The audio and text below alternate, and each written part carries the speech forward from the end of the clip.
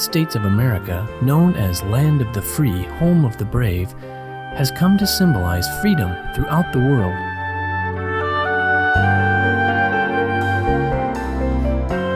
People from all nations and from all walks of life have called the United States home. The United States has welcomed them with open arms. Indeed, the famed Statue of Liberty is the embodiment of this dream.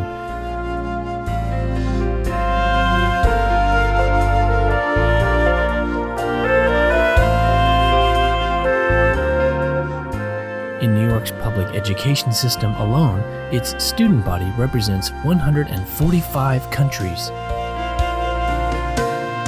The United States has a deep affinity with Supreme Master Ching Hai. With her boundless love and compassion, Supreme Master Ching Hai has provided humanitarian assistance to many parts of the United States. In 1993, she sent relief teams to provide financial and material assistance to the victims of the 6 Midwestern states that were severely affected by heavy rain and flooding. On December 27, 1997, at the benefit concert, A Journey Through Aesthetic Realms, Supreme Master Ching Hai generously contributed $100,000 each to the Vietnam Children's Fund and the U.S. Department of Veterans Affairs. The following year, at another benefit concert, One World of Peace Through Music, she once more contributed generously, with 2 charity organizations being the recipients of her love. St. Jude Children's Research Hospital received $150,000, and the Starlight Children's Foundation received a check for $100,000.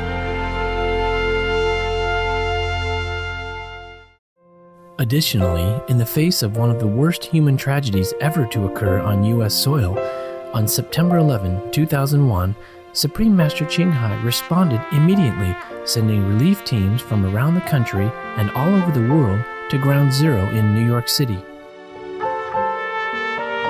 Supreme Master Ching Hai's financial contributions amounted to over $300,000 to organizations aiding the victims.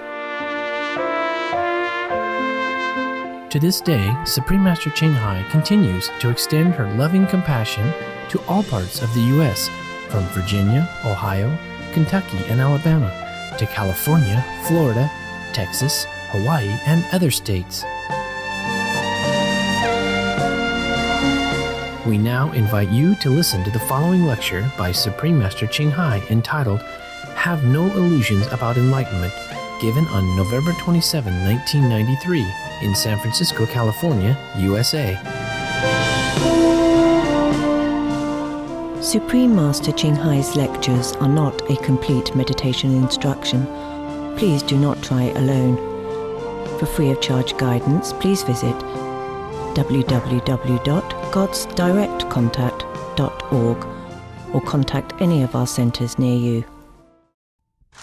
Everybody, please welcome Supreme Master Ching Hai.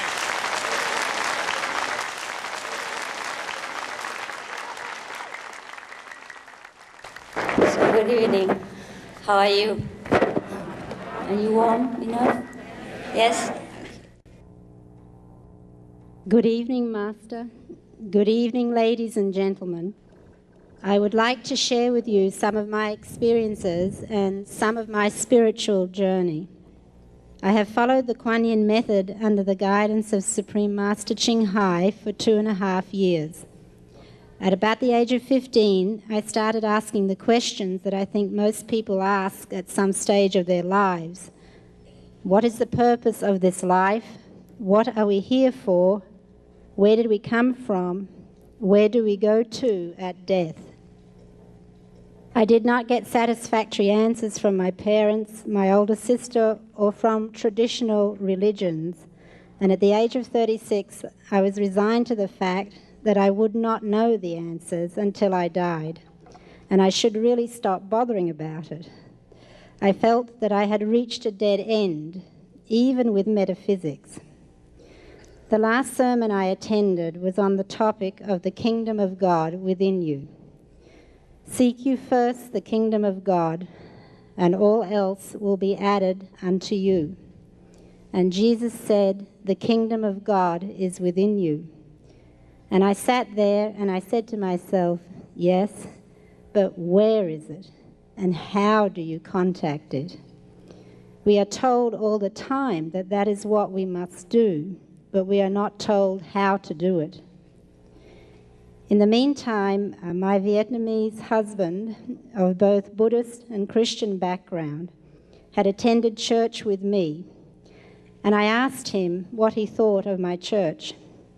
He said, words to this effect, the minister was quite charismatic, but he was not a living master. That rather startled me, and I turned to him and I said, you're looking for a living master? And he said, yes. And it was a new thought to me, but at the same time it was not a strange concept. But it was the first time my Western mind had been presented with that concept.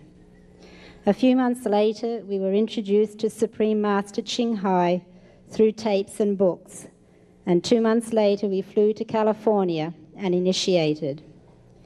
There is a wise saying that when the student is ready, the master appears. And indeed, we personally experienced this. At the time of initiation, I found the kingdom of God within me, and I knew that the beautiful land that I had dreamed of as a child and searched for as an adult really did exist, but it was not here on this earth. Since initiation, I have had both internal experiences of light and sound and external experiences of the tremendous love and magnificence of God, the limitless compassion and the overwhelming wisdom of God. At one point, I was in emotional anguish, and in that pain, I cried out to the heavens, and I said, all I want to feel is that I am loved. After that shout for love, I despondently went back to my worldly duties. 24 hours later, still in the grip of my unresolved emotional drama, but now angry about it, I started to feel like I was floating in an immense ocean of love. I felt very light, unburdened, and blissfully happy. I have no idea how long this feeling of a tremendous encircling love lasted, but it did seem like hours. My mind, however, was very annoyed that I was feeling so good when I was supposed to be acting the role of the angry, injured party in my emotional drama. So that brought me down to earth. But my request of 24 hours earlier had been granted.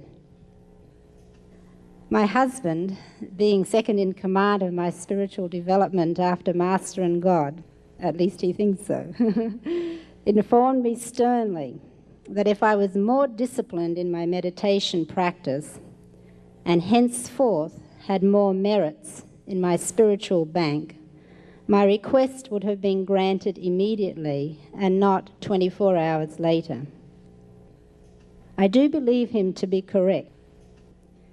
Funnily enough, too much happiness can be difficult to bear as well.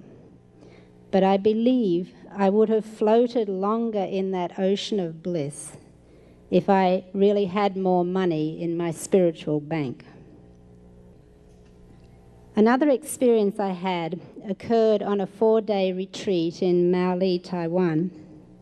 Master was talking, and I sat there kind of mesmerized, kind of transfixed by the brilliance of what she was saying and her incredible wisdom. I felt that I had come in direct contact with the almighty power of God that I knew from books but had never actually physically experienced.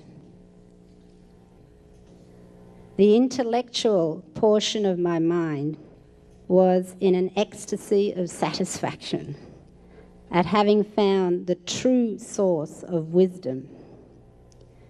I had come face to face with the all-powerful, the all-knowing aspects of a true living spiritual master, and my higher self had recognized it.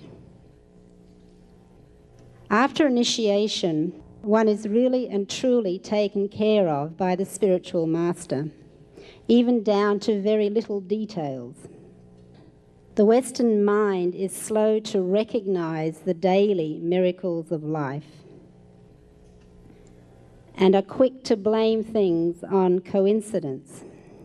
But after initiation, we know there are no coincidences.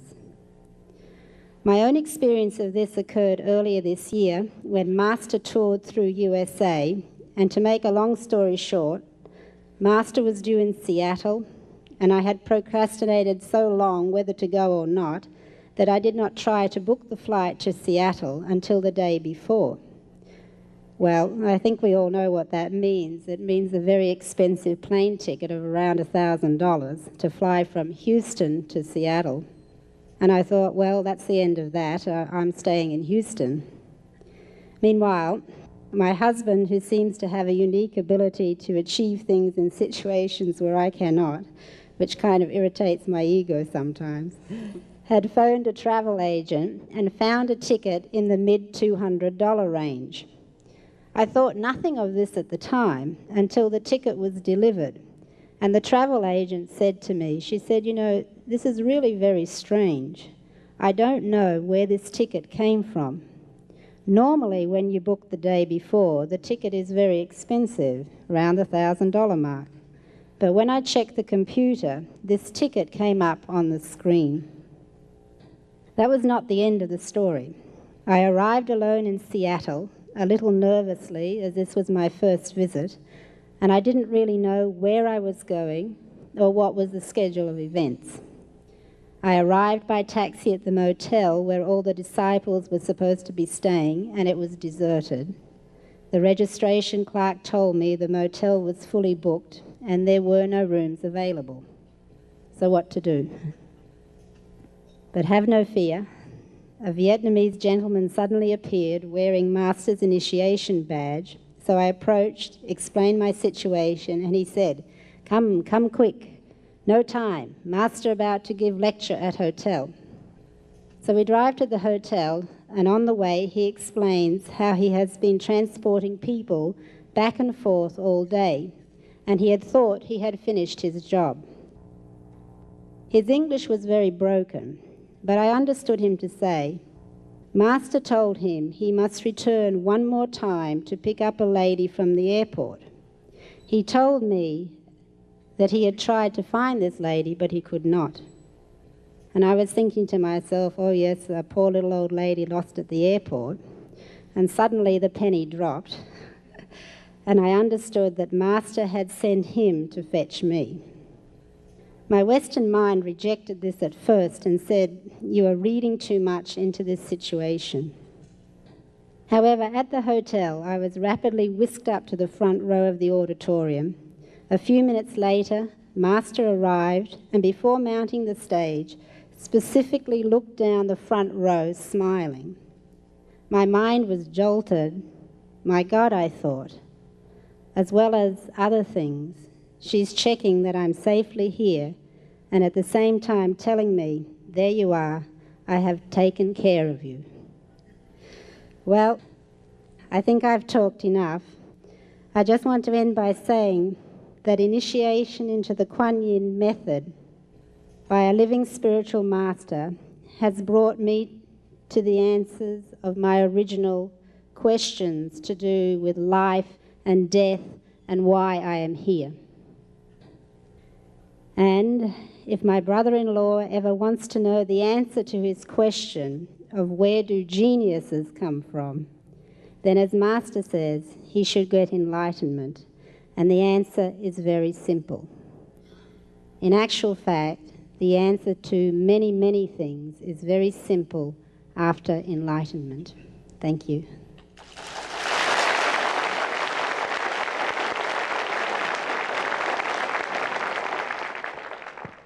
That's a nice story. You never told me this. Thank you, Doctor. The next speaker was talking with me prior to this thing starting today, and he has the same problem I have, to where it's kind of hard to talk about your experience without crying at certain times. So if you'll kind of bear with us on this, I think you'll make it through this.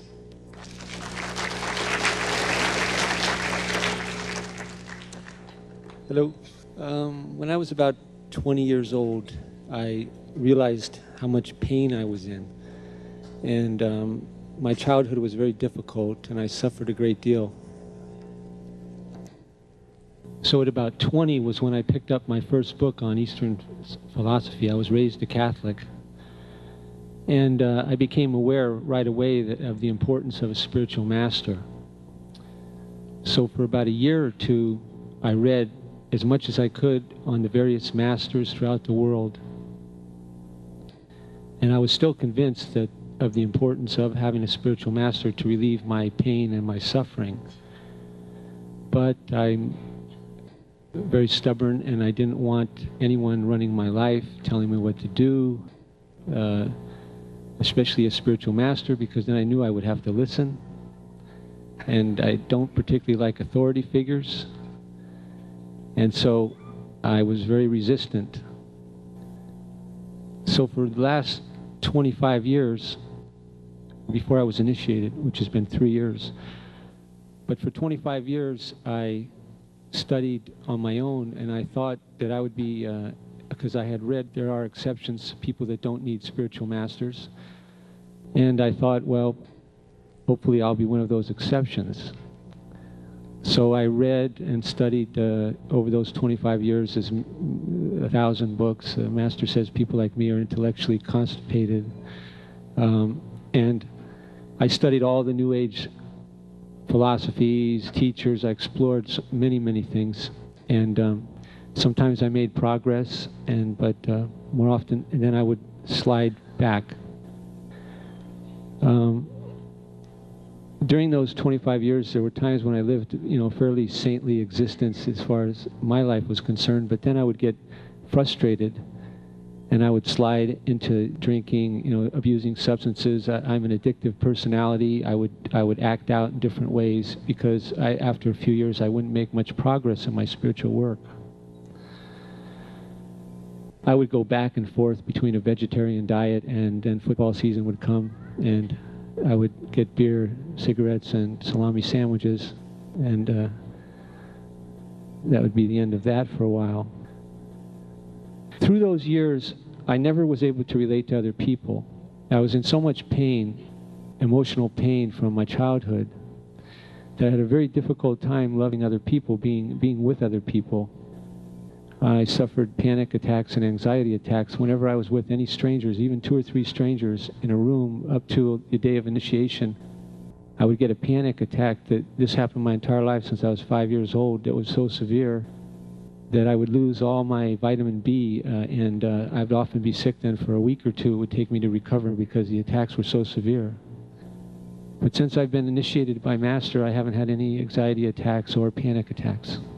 The other thing is now in our pop psychology, the 12-step program and Bradshaw and all of the inner child work that's going on, I can relate to that in the sense that I was emotionally blocked or armored from my childhood was so difficult that it was a violent alcoholic home that I armored myself. And I used to take pride. I played sports all my life, and my body was so hard.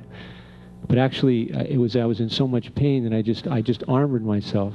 And after I was initiated by Master, I started to soften. I could feel myself softening from the inside out.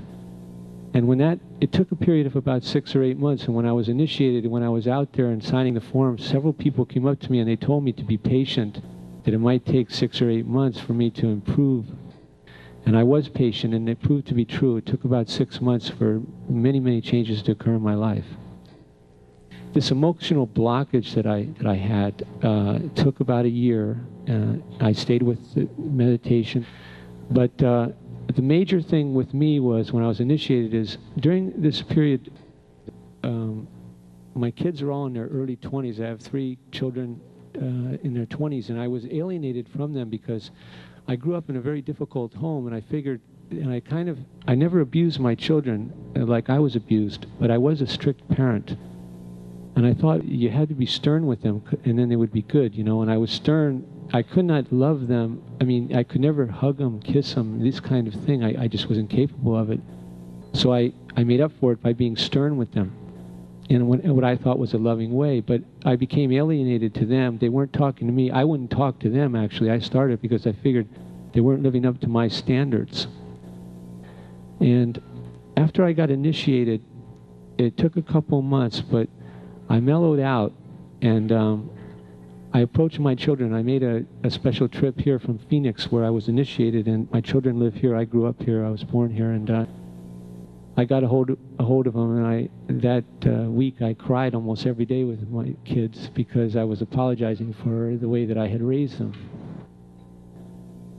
But I could never have done that, and I do it now. My relationship with my children is so good, and my relationship with my family is so good, and even they say that you can enjoy a sunset and this sort of thing, and I really do experience that.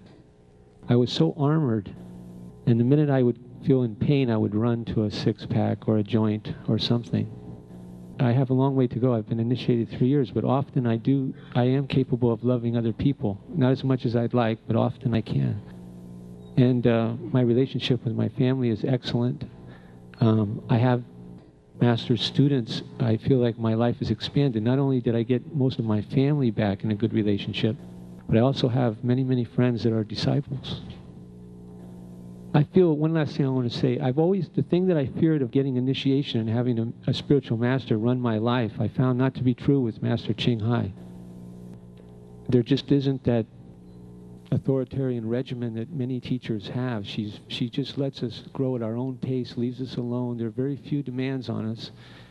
She's very forgiving. And I feel that she's not really my spiritual master. I feel that she's really my friend. That's all.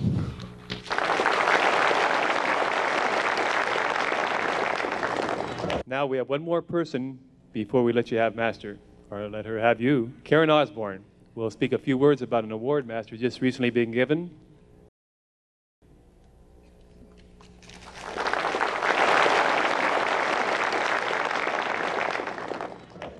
I have the Thanksgiving announcements. Master Ching Hai was awarded in Hawaii last month a World Peace Award by the United States government. She's also been given honorary citizenship to the U.S. We felt when she was receiving this award that not only was Master Ching Hai being recognized, but also all the spiritual work she's done was being honored by the U.S. government. When she arrived in San Francisco, Mayor Jordan gave her a commendation.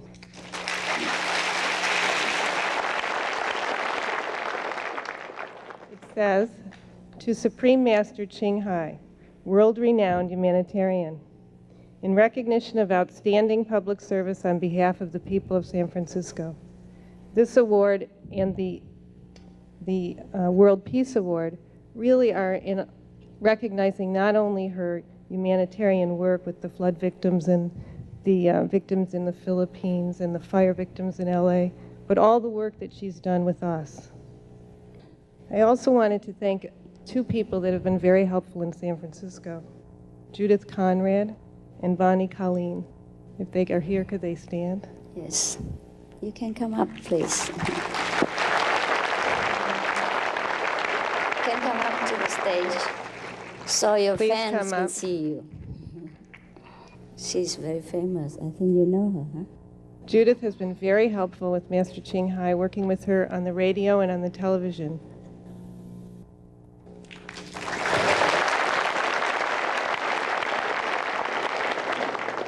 I just want to say that Supreme Master Ching Hai, who you are, does make a difference.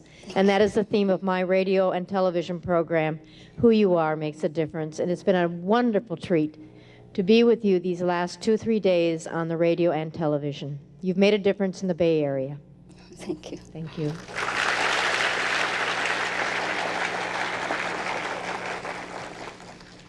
Happy Thanksgiving.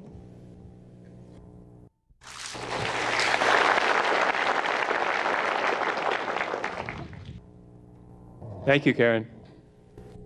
Now, I'd like to thank you all for bearing with us well. So if Master's ready and everybody else is ready, Master Ching Hai, Supreme Master Ching Hai. Thank you.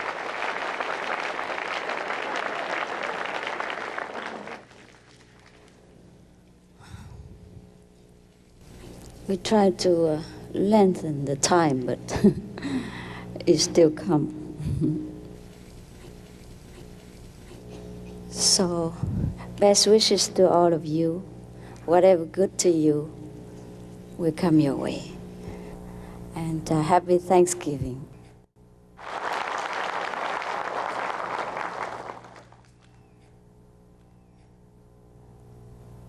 Most of us have many questions.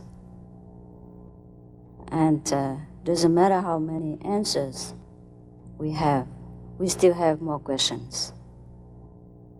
When we were young, we asked our parents many questions. Some are never answered. And when we grow up, we ask our teachers and friends and wise persons many questions too. Some of them were also never answered. I have also had many questions until I got the so-called enlightenment. And in the beginning of the enlightenment, I still had many questions regarding very unimportant issues, which I only know after a long time, with many unanswered questions. For example, when I was at the beginning of my career, spiritual career, I still keep asking some of the master that I know or the teacher that I met that, how come you leave your hair so long? Because all the so-called practitioners I knew from my childhood until then are shaven head, yes, Buddhist monks, yes. So I was still feeling hesitating, listening to the teachers that I met with long hair, especially men. But as you know, in India or many countries, the master don't shave their head. Most often they leave their hair very long because they went into the retreat and then the hair just grow, even if they have shaved it. So these are so many questions, some of the very unimportant questions that we ask ourselves, and we try to attach ourselves with it and make trouble for us. But it doesn't matter really, because sooner or later, all these questions will wear out. As we grow higher into spiritual maturity, we become calmer and more placid in our thinking, in our life viewpoint. So people keep sometimes coming to us and asking many questions. And I have tried my best all the time to satisfy them. But still, it is difficult for some people to understand the answers, despite both best intentions. It is because we are using our limited understanding faculty to try to grasp something which is beyond that. And I also had many of the questions myself before, therefore I understand very well whomever come to us and ask question. It seems like they never can have enough answer, but this is the way our mind is. We always feel inquisitive because our mind is always inquisitive. That's why it collects a lot of information daily, yes, whether bad or good, because the mind doesn't have the power of discrimination. And most of our misery, dissatisfaction, prejudice and discrimination between ourselves and between the subjects in life come from this inquisitive nature of the mind, who takes in all kind of information and possess it and make it become his own. So we should be careful what we read and what we hear, because if we do not select discriminately every other people's ideas and philosophy, sometimes it's not quite correct, will sink into our mind and become our own. And we think this is us who think this way, who accept this and that and others. And when later some other information come and is more correct and more helpful to us, and we reject them or we doubt them, because previously we have already recorded some other information, some other theory which seems contradictory to the later.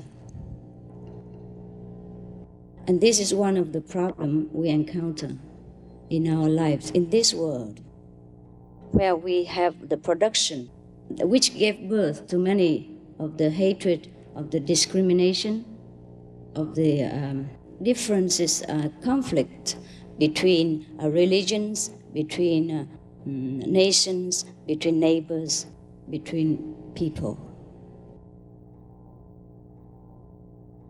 So whatever we take in, we should first, or at least later, examine whether these theory or these teaching or these ideals have any ground or have any use to our daily life or spiritual progress. Otherwise, we have so much trouble to struggle between ideals, between groups, between different thinking systems. Just like this morning, I was interviewed with the TV program, and the interviewer asked me to tell people a quick and simple meditation for the people who would not or could not get initiation. And I did just that.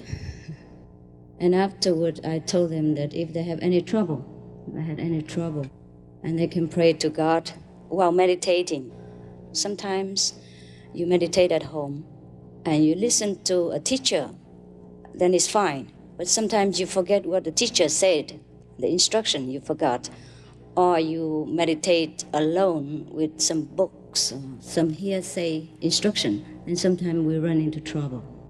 So I said to them, in case, because you requested, so I had to give the information.